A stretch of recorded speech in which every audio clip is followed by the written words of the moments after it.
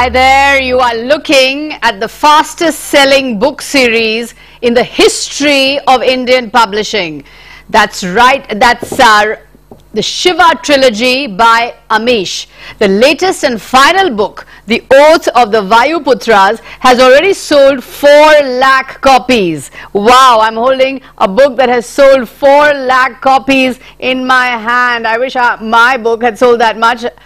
These are the highly successful books of Amish, who has been called India's first literary pop star. He has just got a 5 crore advance for a new series. And we're asking, is English writing in India now highly commercially viable? Do join our debate. Tweet us at IBN Live with the hashtag Indian Writers. Joining us, we're very privileged to have Amish Tripathi, author of the Shiva trilogy. You are a banker turned author, and you have been described as a literary pop star, India's first literary pop star. We also have Ravi, Subramaniam, also another literary pop star. He's the author of the Banking Chronicles, If God Was a Banker. He's also a former banker. Gosh, what's with you bankers and writing best-selling books? We also have Ashwin Sanghi. He's an author, and he's written Chanakya's Chance and the Krishna Key. He's also formerly someone who has a finance background. And we have Kapish, Mehra, MD of Rupa Publications. Thanks everyone very much indeed for joining us. Let's first recap these staggering numbers, Amish. The Shiva trilogy has sold more than 1.5 million copies with gross retail sales of rupees over 40 crore. 4 lakh copies of The Oath of the Vayuputras has already been sold. You're going to be releasing The Immortals of Meluha in the US in 2014, also due for release in Spain and Indonesia. Wow. When you quit your job as a banker to pursue writing, did you think that you would be so successful? No, man. I have to be honest though, I resigned from my job only after my first 2 books were released, and I realized that I could make a living from it. I'm a risk-averse banker, man. So I resigned only when I realized, okay, my royalty check is probably going to be slightly more than my salary, and I can meet my responsibilities. And what made you decide on Shiva? Look, my books began as a pure philosophical thesis on what is evil, which got converted into an adventure to convey that philosophy. So it's kind of obvious that the best hero for such an adventure would obviously be Lord Shiva, the destroyer of evil. Right. Having said that, he also is a very cool god to write about. No disrespect to any other god, but he is a very cool god to write about. He is a democratic god, treats his disciples, his devotees with respect, treats his wife with respect. He's a brilliant dancer, he's a fierce warrior, he's a brilliant musician, he drinks bhang. He's a very, very cool god. And you made him into a pop icon. Who am I to make him into an icon? He was always a god. An icon. My books are only a very, very small contribution to his greatness. Let's bring in Ravi Subramaniam here. You are an alumnus of IIM Bangalore. You're also a banker by profession. You've written 4 popular thrillers about banking and bankers, and you've sold more than 500,000 copies of your book, Banking Chronicles. Do you ever feel that now it's possible to give up your profession, give up your banking profession, and like Amish, become a full-time writer? Is it that commercially viable now to write novels in English in India? Sagarika, for me personally, I think at this point in time it's very viable for me to give up my career as a banker and start writing books full time. However, what's stopping me from giving my career up and writing full time is probably the fact that writing is a passion for me, and I don't want to make a commercial living out of it, because the moment I do it, it'll become a job, and hence might just lose the interest that I have in it right now. And to answer your question, yes, I can make a living out of it. So can the other panelists and other guests on this particular show. But the question you have to ask is, can a larger population of authors in this country, or the bulk of the authors in this country who write stories, can they make a living out of writing books? I think that's a bigger question at this point in time to be asked. And can they? And that's the right question to ask to Kapish Mehra, MD of Rupa Publications. Kapish, you know, just 10 years ago, writing novels in English in India was a noble enterprise. You couldn't dream of anything more than a 15,000 print run. Even the Amitabh Ghoses and the Arundhati Roys didn't dream of hitting it so big in India, even if they hit it big abroad. This huge efflorescence, this explosion of Indian writing in English, how has it happened? I think to answer your question, Sagarika, it's in two parts, a yes and no. Is writing in English in India commercially viable? Yes and no. I think in the last 10 years, we have now 3 generations of English-speaking Indians.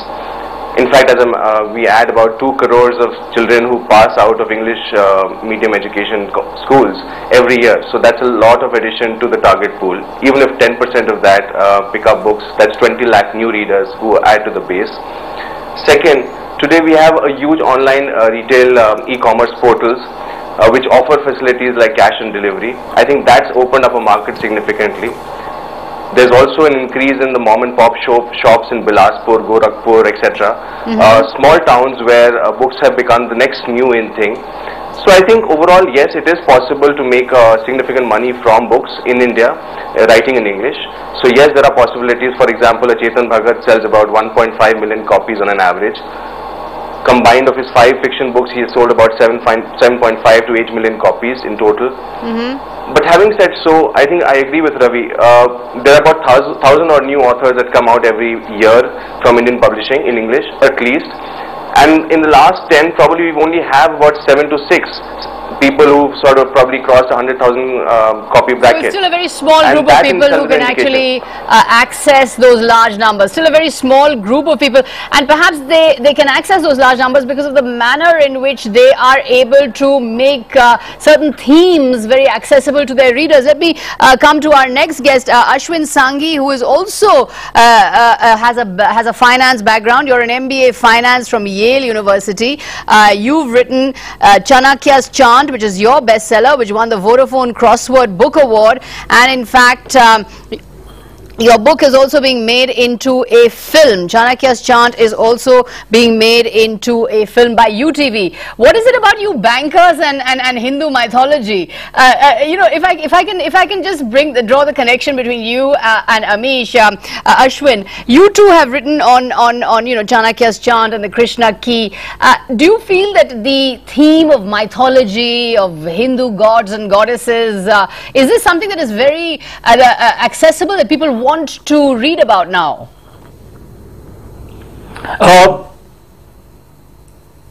Yeah, I think honestly, Sagarika, it's the way the entire market has evolved is that to a very great extent we have a new generation which has emerged, and that new generation has not had their grandmothers or their grandfathers available to tell them these stories which we grew up with. So in fact they want these stories, but they want them packaged in a manner which they can relate to. So in other words, the storytelling style has to be contemporary. I don't think the old packaging necessarily works anymore. Right.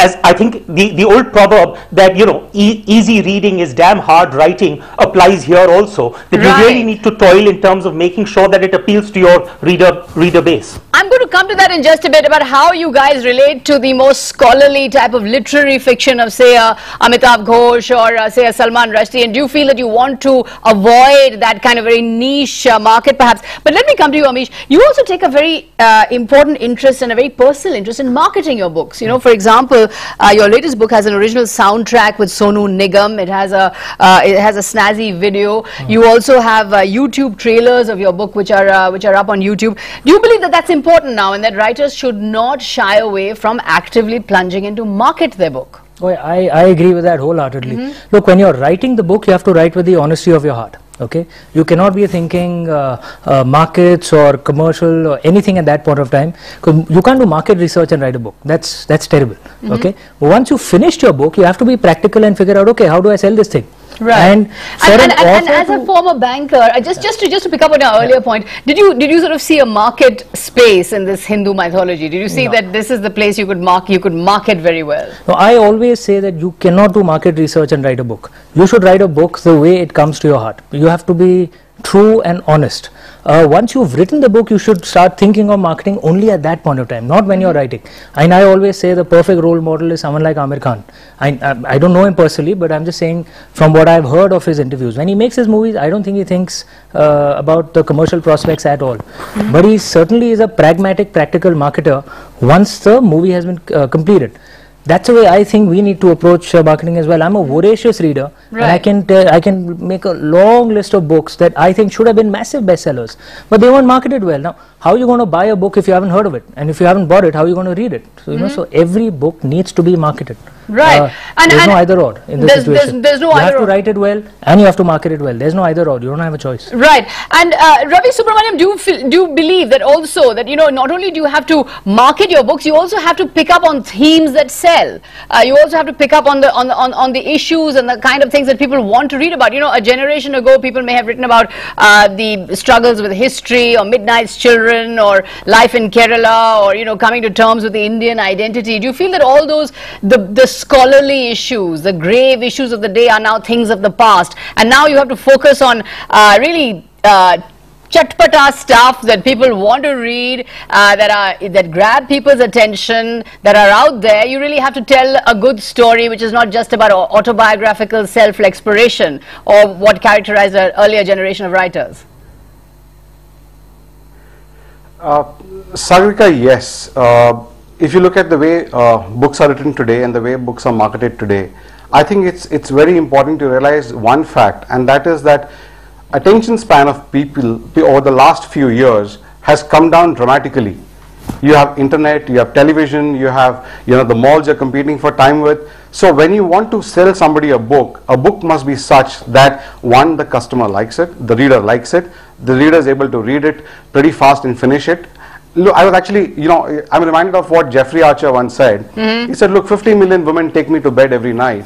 But when they take me to bed every night, the last thing I want is droopy eyelids winning the battle over pages which want, over fingers which want to turn the page. Right, now, right. If you write so you're battling for eyeballs. If you write something which people don't want to read or get bored of or can understand, then they are just going to keep the book down. And books are so cheap that it's easy for them to just throw it away and pick up the next book. Right. So, Kapish, Mehra, then, you know, say a Midnight's Children, or All About H. Hatter, or English August, or, you know, these kind of the older generation of Indians writing in English. Do you think those books really would not have a future now? Now you have to be much more in tune with the kind of short attention spans that the readers have.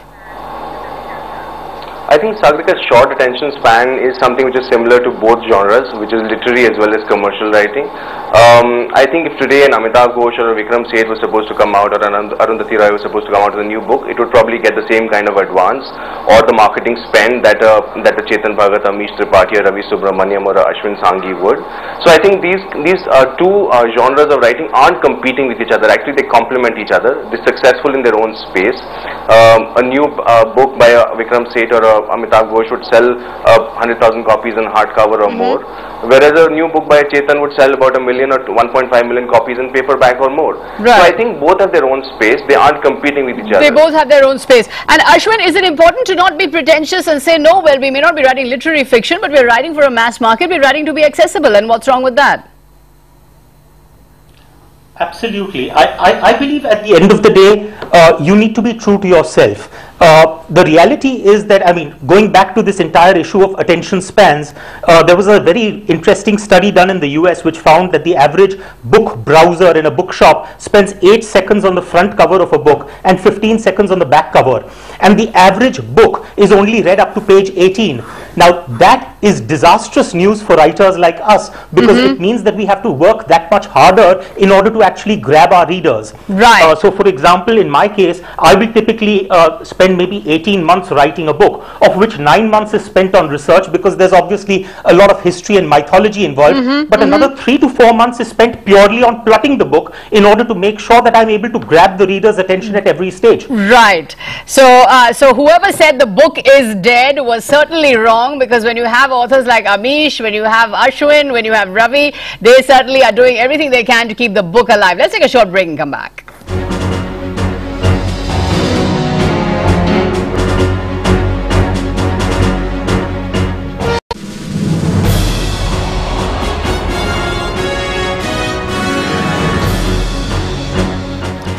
We're talking to Amish Tripathi, author of the Shiva trilogy. This is the fastest selling book series in the history of Indian publishing, and he has been called a literary pop star. We're also talking to Ravi and Ashwin Sanghi, who also are authors of best-selling books, and Kapish Mehra is giving us a publisher's perspective.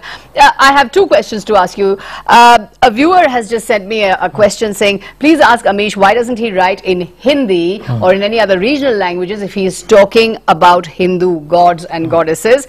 The other question I want to ask you is just taking off from what we were talking about in the previous segment about the earlier generation of writers. What do you think of the works of, say, Amitabh Ghosh or a Vikram Seth or an Arundhati Roy? Do you feel that these were too niche, that they didn't really reach out to the mass market? Okay, firstly on regional languages, I agree, far more attention needs to be paid to them. I think in English, so I write in English, but my books have been translated into regional languages. But I do agree, there isn't enough marketing attention paid to regional languages. Litfairs don't have specific programs. Writing in English is glamorous, writing in the regional languages is not glamorous, and that is unfortunate because as a country we are losing out. There's a wealth of literature in our regional languages. Mrityunjay in Marathi, for example, Parva in Kannada, Mahasambra in Hindi. These are classics which should be shared with all Indians, but because we don't focus on regional languages, we lose this. And perhaps there's a lesson there for the media as well. How many programs do we do on regional language writers? And what do you think about the previous generation of authors? Do you feel that someone, say like an Amitabh Ghosh, is too niche, that he doesn't reach out to a large enough audience? No, you know, I mean, because I'm a huge fan of Amitabh Ghosh's writings. I think especially his recent series, the IBS trilogy, is Amitabh Ghosh at his best. It's fantastic research. He speaks of a very sordid part of but your writing is very different. It's not. You don't try to emulate a scholarly style. You don't try to emulate a very literary style. There is no way I can be someone like Amitabh Ghosh. He is one of the finest living Indian writers. I'm a huge fan of his work. But having said that, look, the way I see it, I find this entire debate between literary and commercial frankly a little childish and immature.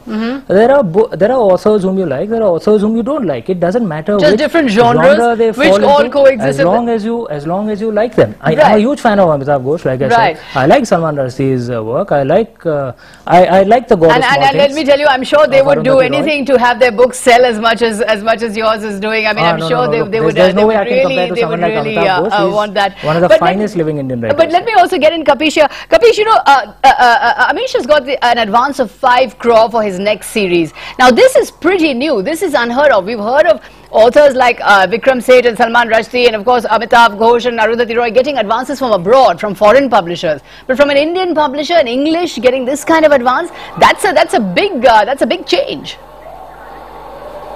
No, I think I think we should first take a step back.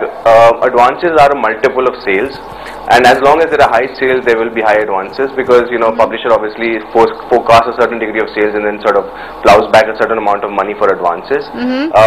I think kudos to people like Amish, Ravi, Ashwin, Chetan, all of them who sell a large number of copies to give publishers confidence to put out a certain amount of money out there.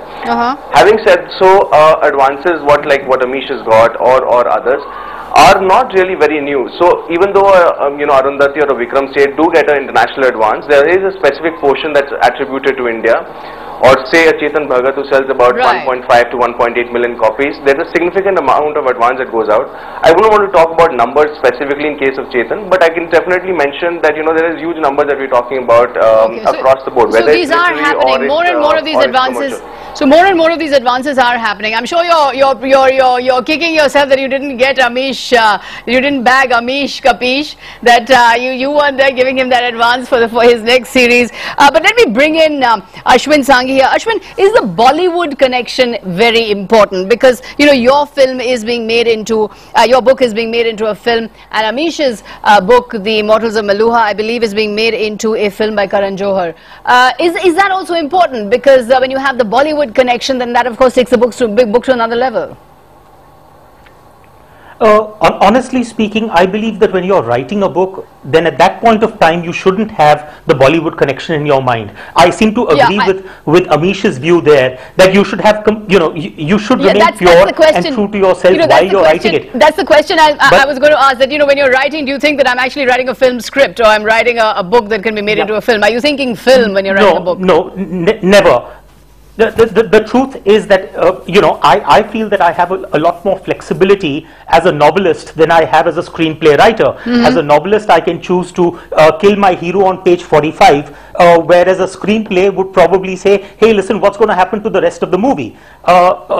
I can choose to hop from Venice to Rome, to London to Berlin, whereas a screenplay will have to take into account production costs. So in fact, I have a much more luxurious job in that sense. It's much easier. And so therefore, I genuinely believe that as a writer, you should sort of write without thinking about the Bollywood connection. But if it does happen, yes, I do believe that it can take your book to the next level because of the marketing, the spin-off that comes from that connection. Right, and it certainly sort of adds to that multimedia dimension of the book that we're talking about. Ravi Subramaniam, just to point out that fact, do you also believe that it's very important that a book lend itself to many mediums, to film, to audio, to all the various mediums that are available, to the internet, in today's age? That, the old days of just writing a book, which is a massive tome which you sat down to read for hours, that form is perhaps dead. I would disagree with it. I think at this point in time, when you write a book, the first thing in your mind is a book. Right. Whether it's a physical book or a book on the or it's an e-book or whatever it is, but the first thing you think about is the next 300 pages. How do I tell a good story to the reader? Now, just a point in case, take John Grisham. Okay. Right. Each and every of his book has been made into a film. Right. Okay. Take Jeffrey Archer. None of his books have been made into a film, but both of them are superlative authors whose books sell even today. Okay. My books have not been made into a film. Now, you're probably next in line. You're probably so next in line. So it's not necessary. But tell me, what is it about bankers that is drawing them to fiction and mythological fiction? What drew you to you're all bankers. You all have a finance background, and you've all written these best-selling books. What's the secret? What's the trend I'm missing here? What's the missing link? What's the cosmic string? I wrote about mythological fiction, which Ashwin and Amish write about. But as far as I'm concerned, why banks are going bankrupt. I wrote about banking, is what Amish is saying. Particularly about banking, because that's an industry which employs the maximum number of people in India and touches every single life. Right. And, your channel covered the Cobra Purse sting some time back. Right. People I was going to ask you that. What happens in those kind of scenarios? What happens in banks? What happens in right. So that's why things are so bad in the world of banking, because the good bankers are all writing great novels. Thank you very much indeed for joining us, Amish Tripathi, Ravi Subramaniam, Ashwin Sanghi, Kapish, Mehra. Thanks so much for joining us. Before we end, here's a point to ponder. Think about it. Indian writing in English was once restricted to a small literary elite. Now a whole new relationship with the reader is being born. A whole new readership is creating a whole new writing. It just shows that English is now another Indian language, and by no means any longer a foreign imposition, but in fact English is a competitive advantage. Thanks so much for watching Face the Nation. The final results of our SMS and online poll: author Amish Tripathi signs a 5 crore deal for his next series. Is Indian writing in English commercially viable? 83 yes. Lots of would-be authors out there all getting onto their typewriters, a typewriter, what a word, all getting onto their keyboards, going to write that next big novel. Thanks for watching.